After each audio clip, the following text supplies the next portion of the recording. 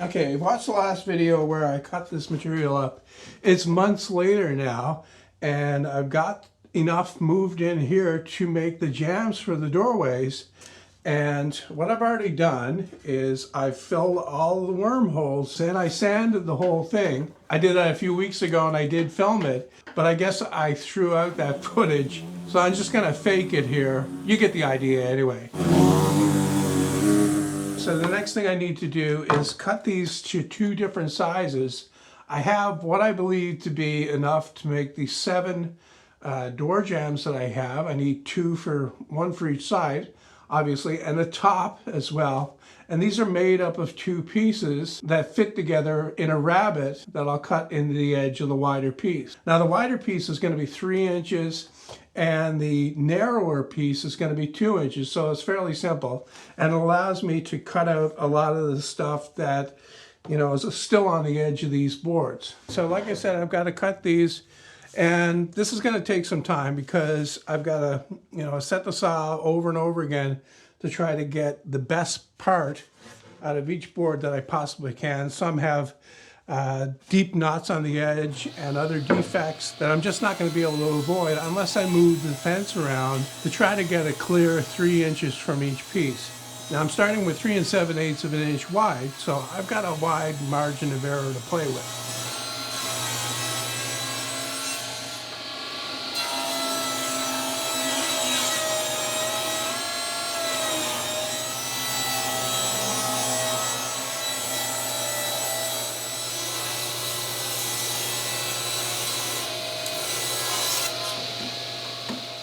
I have finally got everything cut down to size.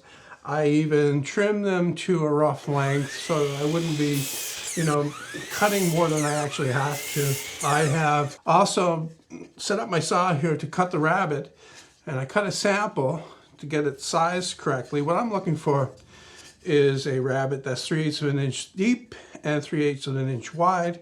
And what that will do on these pieces, it will lip over this 2-inch piece, and this will be where the door goes, and this will actually be the door stop on the trim, on the jamb, I mean. So I have to cut that rabbet into all of these pieces right here, and then I have to glue these pieces to these pieces over here. So it's quite involved. But what I wind up with is a very modern looking jamb that's simple and, you know, plain looking, which is what I'm going for. And also I don't have to make and apply separate stop for the door because it'll be built right into this. Now there are faster ways to cut this rabbet. I could cut it with a dado blade and that would, you know, make it all in one pass. However, I would have to set up the dado blade to do that, put a sacrificial fence on my fence for that to work, and also prematurely wears out the dado blade, and I want to use that for other things, not for this type thing. I don't mind making an extra cut to get this rabbet cut out, and besides that, I can probably use these sticks that are left over from making the cut, but I know I can't use the sawdust that a dado blade would create. All right, I've got all my rabbets cut, and now I am ready to start assembly, I guess you could say. And to do that, like I said, I'm going to glue the 2 parts together, and this would be the point in the operation where it would be nice to have a multitude of clamps to hold these parts together. I do not have enough clamps to do that, but I do have a nail gun with 3/4 inch nails, and I've already done a little test here.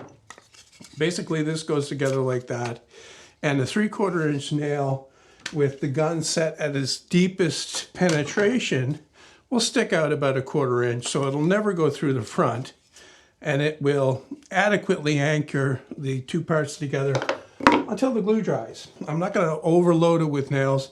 I'm just going to put it in as many as I need just to hold it together. And I'm not going to put them any place where I'm either going to cut, or they won't wind up in a place where I'm going to use a router to route out the hinge pockets or the latch plate.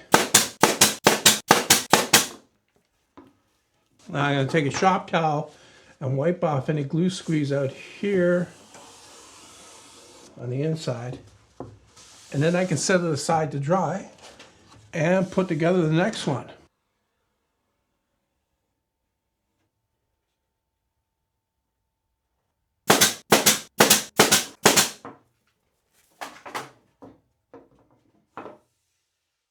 I gave the parts overnight to dry, and now I'm ready to cut them down to size. I started by cutting the side jambs to length. Basically what I'm doing here is I'm making a door jamb for one opening, and it is the closet next to my front door. And the rough opening that I have there is 32 inches wide and 82 inches high. So I want to make this jamb to fit in there. It also has to fit the standard size door that I want to use there. Even though I think I'm going to make my own doors, I would prefer to go to a standard size for that anyway. And the standard size for that opening would be 30 inches wide. So like I said, I've got the side jambs cut to length. I cut those to 81.5. That leaves a 1/2 inch gap at the top.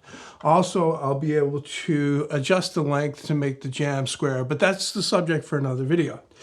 Here I have the head jamb, and it's not cut to length yet because it needs to be coped to fit into this these side jambs so that it'll go together properly. And there are several ways to make those cuts. Of course, you can do it by hand or with a jigsaw or on the bandsaw even, but I'm going to be using the miter saw first and then the table saw to finish the cut. The way this works is this narrow margin that we have right here, that's where the door goes, so that has to be longer than the door is wide. You need to have some clearance there. I'm going to have a 30-inch door, so I'll go for 30 1/4. So that'll allow me to cut the entire head jamb off to that length. And then all I need to do is shorten the wider piece on each end so that it will fit into the side jamb. And I do that by making the first cut on the miter saw and then finishing off the cut on the table saw.